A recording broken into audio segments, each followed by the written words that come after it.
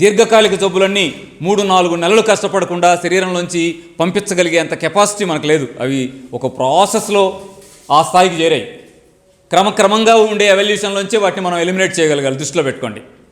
ఓకేనా? ఆ 3 నెలలు తినకూడని పదార్థాలు 5. 1 మాంసం, 2 గుడ్లు, 3 చేపలు, 4 చింతపండు, 5 పాలు. ఈ 5 జబ్బు తగ్గాలంటే ఆ 3 నెలలు తినకండి. 3 నెలల తర్వాత మీ ఇష్టం. ఈ 3 నెలల పాటు మాత్రం ఖచ్చితంగా జాగ్రత్త తీసుకోండి. ఏ జబ్బున్నా సరే ఈ 5 తినద్దు.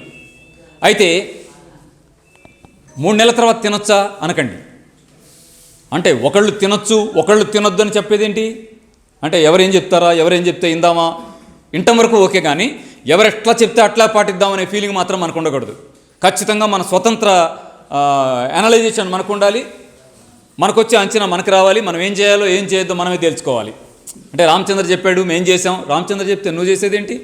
ఒక రామచంద్ర ఎంతమంది అండి?